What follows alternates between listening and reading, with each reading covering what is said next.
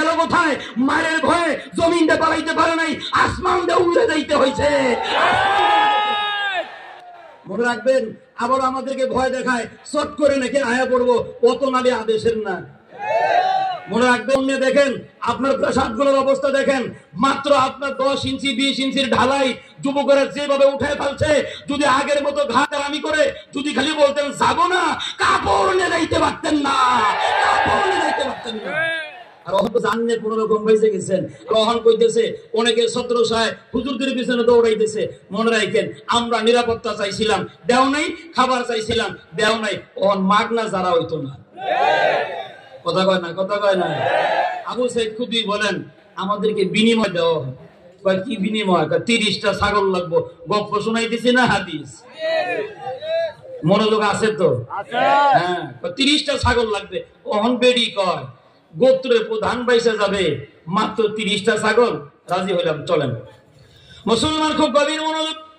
আবু সাইদ খুদরি রাদিয়াল্লাহু তাআলা বলেন ওই গোত্র প্রধানকে ঝাড়ফুঁক দেওয়ার জন্য আমরা রওনা হয়ে গেলাম। গিয়ে দেখি গোত্র প্রধান লম্বা হয়ে শুয়ে গেছেন, চোখ দুইটা হলুদ বর্ণ হয়ে গেছে, গোটা শরীর নীল বর্ণ হয়ে গেছে, নির্ঘাত মরে যাওয়ার কথা। আমরা কাছে গিয়া ঝাড়ফুঁক দেওয়া শুরু করলাম। মুহূর্তের ভিতরে আল্লাহর বান্দা সুস্থ হয়ে গেছে। সুস্থ হয়ে যাওয়ার পরে 30টা ছাগল দিলেন। 30টা ছাগল নিয়ে আমরা তাঁবুর ভিতরে চলে আসলাম। তাঁবুতে আসার পরে অনেক মুসলমানরা ফতোয়া দেওয়া শুরু করলেন। কি বলে আনছেন আগে আমাদেরকে শোনান। কোরআন তেলাওয়াত করে আনছি। নবীজির ফতোয়া লাগবে, আগে নবীর কাছে অনুমতি নিব, তারপরে ছাগলের গোশত খাওয়া হবে। আগে বলেন কি করছেন? আবু সাইদ খুদরি রাদিয়াল্লাহু তাআলা বলেন আমরা সেখানে গিয়া সূরা ফাতিহা 7 বার পড়ে ফু দেওয়া মাত্রই সাপের বিষ পানি হয়ে গেছে। কোন সূরা? হ্যাঁ, সূরা। এই কারণে সূরা ফাতিহার একটা নাম হলো সূরাতুশ শিফা, রোগ মুক্তির সূরা। যত রোগ হোক, জ্বর আক্রান্ত রোগীর কাছে বৈশা মাথার ভিতরে হাত দিয়া সূরা ফাতিহা পড়ে ফু লাগায় দেন, ইনশাআল্লাহ আল্লাহ তাআলা তাপমাত্রা কমায় দিবেন। তবে হ্যাঁ, জবানটা পবিত্র হইতে হবে, মিথ্যে কথা যেন না বলে। সিগারেট টানতেছেন, একজন আসে দেন একটু ফাতিহা পড়ে ফু, ফলায় দিয়ে ফু দিলেন, কাম হইব নি? কয় না? জন্মের মতো গাঞ্জা খাইছেন সারা রাত, সকালবেলা চোখটা খুব লাল, আয় কাছে একটু ফু দাও, দিবেন ফু, কাম হইব নি? না, জবানটা কি হইতে হবে বলেন? পবিত্র। হ্যাঁ, পবিত্র জবান দিয়ে ফু দিলে এখনো কামে লাগবে, ইনশাআল্লাহ বলেন। ইনশাআল্লাহ। আল্লাহর হাবিবের কাছে খবর চলে গেছে, ইয়া রাসূলুল্লাহ আপনার সাহাবী আবু সাইদ খুদরি কোরআনুল কারীমের সূরা ফাতিহা বেঁচে খাইছে। বিচার কি দিছে কোন? বেঁচে খাইছে। হ্যাঁ, কবর ধরে নিয়া ও কোরআন বেঁচে খায়, ওটা ধরে নিয়া। আবু সাইদ খুদরি আল্লাহর নবীর সামনে দাঁড়ায় গেছেন। আল্লাহর নবী বলেন তোরে কোরআন বেঁচে খাওয়ার পাওয়ার কে দিছে? হযরত আবু সাইদ খুদরি রাদিয়াল্লাহু তাআলা বলেন ইয়া রাসূলুল্লাহ, ইয়া হাবিবাল্লাহ, কোরআনুল কারীম বিক্রি করে খাই নাই। আপনি বলেছেন সূরা ফাতিহার একটা নাম হলো সূরাতুশ শিফা। আমি চিন্তা করে গেলাম ওরা আমাদেরকে সারা খাওন নাই তাবুর ভিতরে, সুযোগ যখন পাইছি মাগনা দিয়া লাভ নাই, বলে বলাইছি 30টা ছাগল দাও। ওরা আগে দিছে, ছাগল আগে নিয়ে পড়ে ফু দিছিলাম। আল্লাহ নবী বলেন কি পড়ে ফু দিলা?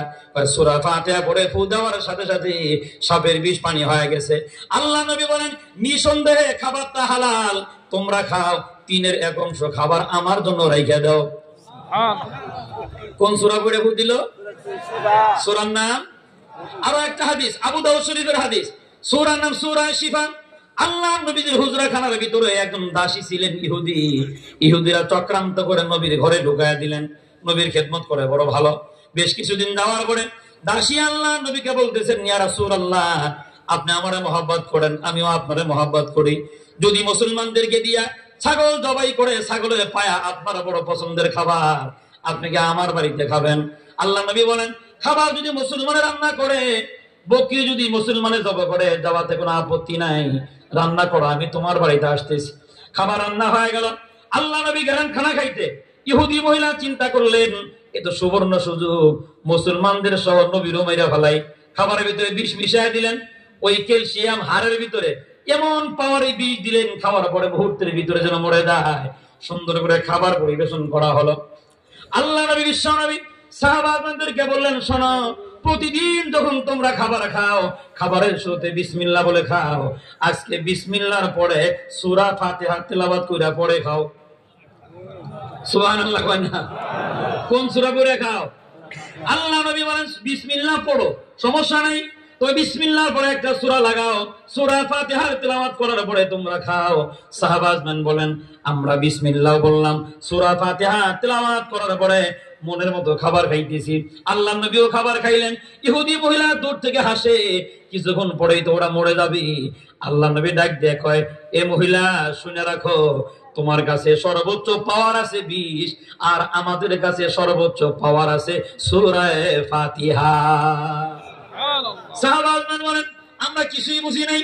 রাহমাতুল্লাহ আলাইহি নবী বলেন, এই সাহাবাজমান শোনো, এই খাবারের ভিতরে বিষ মিশানো ছিল, এত বিষাক্ত বিষ ছিল, মুহূর্তের ভিতরে আমাদের সাঙ্গলীলা শেষ হয়ে যাওয়ার কথা। সূরা ফাতিহার বদৌলতে আল্লাহ তাআলা এই বিষের ক্রিয়া নষ্ট করে দিছেন। সুবহানাল্লাহ। কিছু কইবেন? কোন জায়গা কি আমি রংপুর থেকে আইনা দিতাম? যেমনে বইছে না, আমি শুরুতেই কইতাম, কিন্তু যেমনে বইছে আমার রুচির বাইরে। ভাই যেহেতু হুজুরে আবদার করছে একটু লাড়া দিবেন, হাদিসে আসছে যে যতটুকু সামনে আগাইবেন